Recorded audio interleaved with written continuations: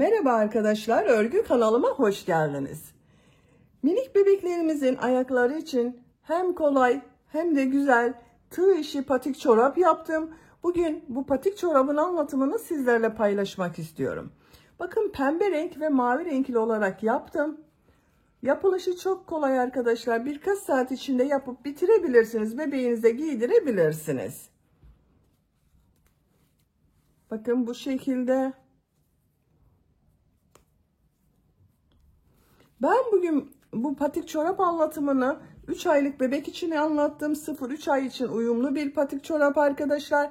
Ama siz bunu 6-12 ay için yapabilirsiniz. 1-2 yaş için yapabilirsiniz. Her yaş için yapabilirsiniz. Tek yapmanız gereken başlangıç zincir sayısını daha fazla sayıda başlamanız ve sıra sayısını da benim yaptığımdan daha fazla yapmanız arkadaşlar. Nasıl büyük yapacağınızı videonun içinde anlatıyorum. Buna takım yapmak isterseniz bakın çok güzel de bir şapka yaptım. Bu da yine 0-3 ay bebeğin başı için güzel bir şapka modeli arkadaşlar. Bu şapka anlatımını da yaptım. YouTube kanalıma yükledim. Bunun gibi güzel bir takım yapmak isterseniz şapkanın olduğu YouTube linkini izlediğiniz bu videonun açıklama bölümüne ekliyorum. O link üzerine tıklarsanız bunun gibi güzel bir set oluşturabilirsiniz. Biz bugün bu kolay ve güzel patik çorap anlatımını yapacağız arkadaşlar. Bu patik çorap örgüsünde iplik olarak ben bakın bu ipliği kullandım. Orta kalınlıkta bir iplik. Alize Baby Best markalı bir iplik. Kullandığım iplik üzerinde 240 metre var. Bakın 100 gram iplikte 240 metre var. Bir yumak iplik bitmiyor arkadaşlar. 50 gram iplikten fazla, 100 gram iplikten eksik bir iplik yeterli oluyor. Tığ olarak 5 numara 3 milimetre tığ kullandım. Benim elim çok sıkı değil. Yaptığım örgüler yumuşak oluyor arkadaşlar. Bakın şu şekilde görüntüsü. Yumuşak bir örgü yapıyorum. Sizin eliniz sıkıysa 3,5-4 milimetre tığlarla yaparsanız çok daha güzel olur. Ben bugün mavi ve pembe renkli iplikler ile yaptım. Bakın böyle oldu. Siz bu patik örgüsünü her marka iplik ve renkleri kullanarak yapabilirsiniz. Bu patik çorapların yapılışı çok kolay arkadaşlar. Bir günde yaparak arkadaşlarınızın bebekleri için hediye edebilirsiniz. İpliği tığı hazırlayalım. Hep birlikte bu kolay ve güzel patik çorap örgüsüne başlayalım.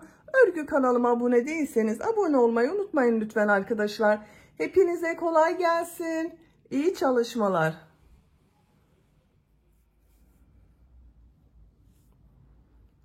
Zincir yaparak başlıyorum. İlk ilmeği ben bu şekilde yapıyorum. Zincirler yapıyorum. Çok sıkı zincir yapmıyorum. 31 zincir yapalım. 31 zincir yaptım. Bakın çok sıkı yapmadım arkadaşlar.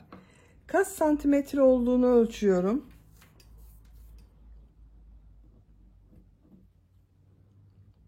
...14 santimetre zincir uzunluğu var. Siz daha büyük yapmak istiyorsanız bunu... ...ikişer zincir fazla yapmanız gerekir arkadaşlar. 33, 35, 37 bu şekilde daha fazla başlamanız gerekir. Bu bir ilmeği atlıyorum. İkinci ilmeğe ilmek kaydırma yapıyorum. 17 ilmek kaydırma yapıyoruz. Bakın şu şekilde tığ ilmeğe takıyorum. İplik aldım. İkisi içinden çekiyorum. 2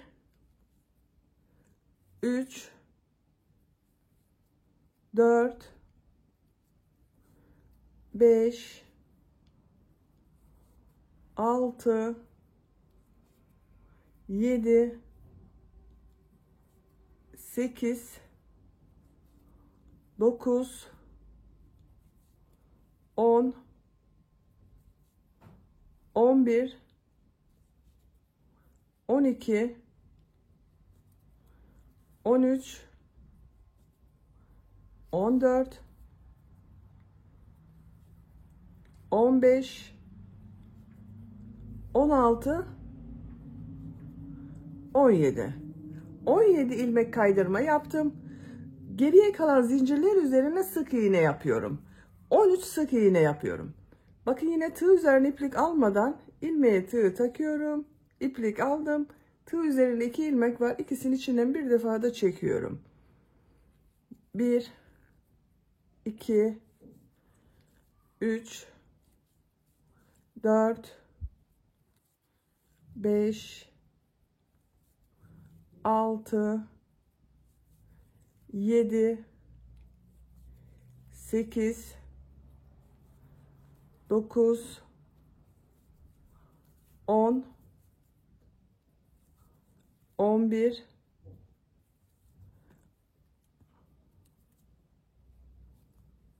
12, 13 sık iğne yaptım. Bakın 17 ilmek kaydırma yaptım. 13 sık iğne yaptım. Bir zincir yapıyorum. Örgüyü çeviriyorum. İlmeklerden alarak 13 sık iğne yapıyoruz arkadaşlar. Bakın bu ilk ilmekten tığ takıyorum. Bakın 2 ilmek var burada. Tek ilmekten yapıyorum. 13 sık iğne yapıyorum. 1,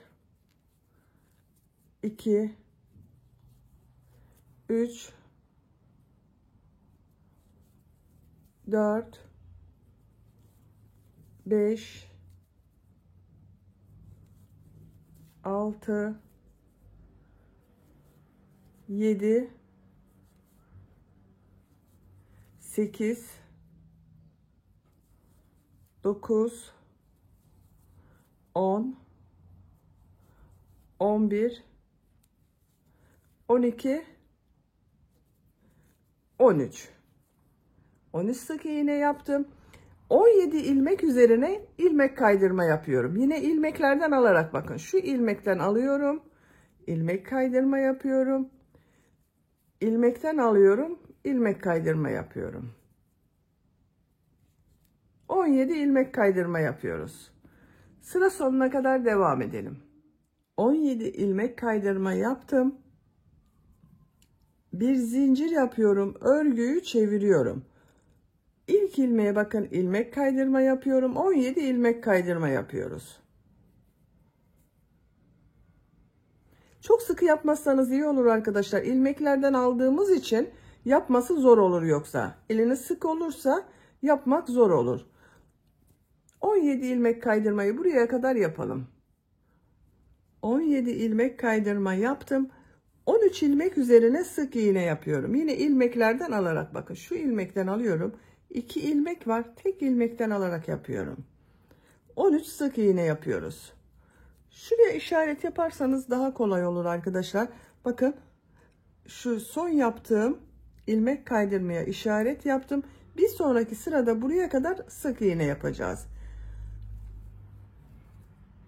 Sıra sonuna kadar devam edelim. Sıra sonuna kadar tamamladım. Bir zincir yapıyorum. Örgüyü çeviriyorum. İlk ilmeğe sık iğne yapıyorum. Bakın ilmekten alarak sık iğne yapıyorum. Buraya kadar devam edelim. Bakın işaret yaptığım yere kadar 13 sık iğne yapalım. Bu işaret yaptığım yere kadar 13 sık iğne yaptım. İşaret yaptığım ilmeğe ilmek kaydırma yapacağız. 17 ilmek kaydırma yapıyoruz arkadaşlar.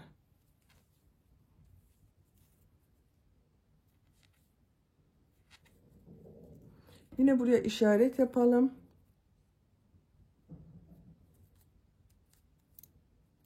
Sıra sonuna kadar devam edelim.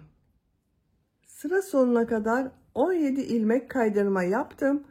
Bir zincir yapıyorum. Örgüyü çeviriyorum. İlk ilmeğe ilmek kaydırma yapıyorum. Diğer ilmeklere ilmek kaydırma yaparak devam ediyorum. Bu işaret yaptığımız yere kadar 17 ilmek kaydırma yapıyoruz arkadaşlar. Bu şekilde devam edecek örgü. Bakın görüntüsü bu şekilde oldu. 17 ilmek kaydırma yapalım. 13 sık iğne yapalım. Örgüye devam edelim. 40 sıra yaptım arkadaşlar. Bakın 13 sık iğne, 17 ilmek kaydırma yaptım. Bitmiş hali görüntüsü bu şekilde bakın.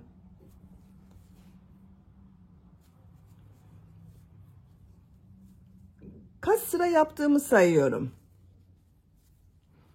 Bakın 1, 2, 4, 6, 8, 10, 12, 14, 16, 18, 20, 22, 24, 26, 28, 30, 32, 34, 36, 38, 40 sıra oldu. Benim yapacağım ölçü için yeterli. Bakın bu şekilde olacak arkadaşlar. Diğer eşini ben yaptım. Bakın.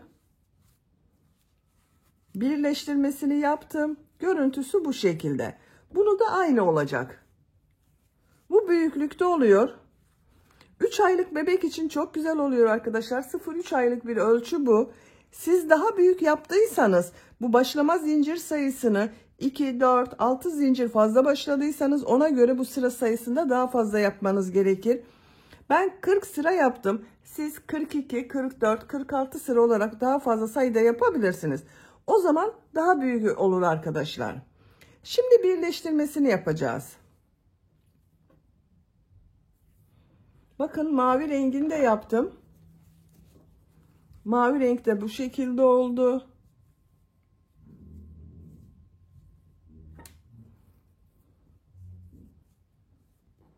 Şu şekilde bakın. İlk ilmeğe ilmek kaydırma yapıyorum. İlmeklerden alarak birleştirme yapıyorum yine. Bakın ilk ilmeğe tığ takıyorum. Karşıdan şu ilmeğe bakın. Zincir başladığımız sıra burası arkadaşlar. Tığ taktım, iplik aldım, ilmek kaydırma yapıyorum.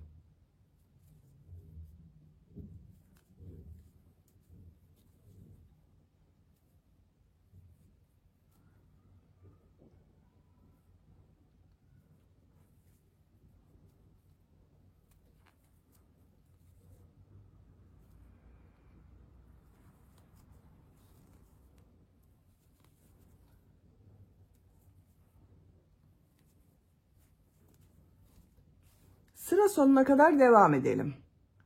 İlmek kaydırma yaparak sıra sonuna kadar tamamladım. Bakın düz taraftan görüntüsü bu şekilde. Bu taban bölümünde de devam edeceğiz ilmek kaydırmaya arkadaşlar. Bu topuk bölümünde ve ön bölümde biraz toplama yapması için bakın ben bu şekilde yaptım. Buralarda bakın iki kenarda birkaç ilmeği birlikte yaptım. Bunun gibi olacak arkadaşlar. Şu ilmeğe tığ takıyorum. Karşıdan bu ilmeğe tığ takıyorum. Şu ilmeğe bakın tekrar tığ takıyorum. Buradan da şu ilmeğe tığ takıyorum. Hepsini birlikte çekiyorum. Bakın ilmek kaydırma yaptım. Karşılıklı gelecek şekilde ilmek kaydırma yapıyorum. İlmeklerden alarak bakın ilmek kaydırma yapıyorum.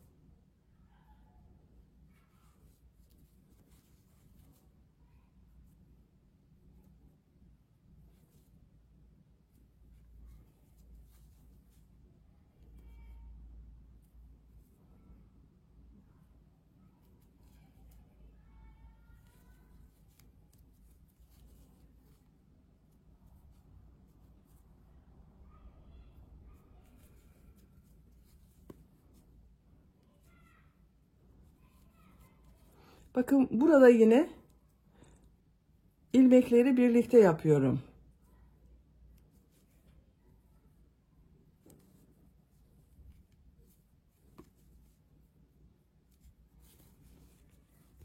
Bakın topuk bölümünde ve ön bölümde toplu oldu arkadaşlar. İpliği kesiyorum.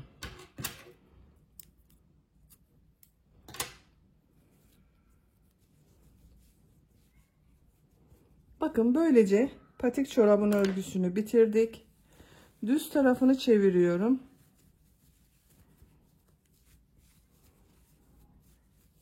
Bakın görüntüsü bu şekilde. Bebeğin ayağında duruşuna da bakalım.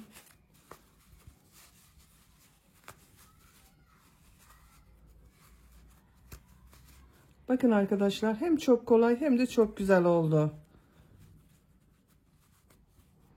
Bir akşam oturup bitirebilirsiniz bu patik çorabı, bakın. Taban görüntüsü bu şekilde. Bakın mavi renkli de bu şekilde oldu.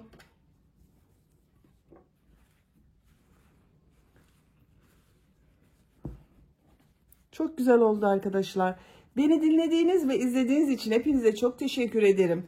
Örgü kanalıma abone değilseniz abone olmayı unutmayın lütfen. Örgü kanalıma abone olmak ücretsiz. Sizlerle yeni örgülerde görüşmek dileğiyle. Hoşça kalın, sevgiyle kalın.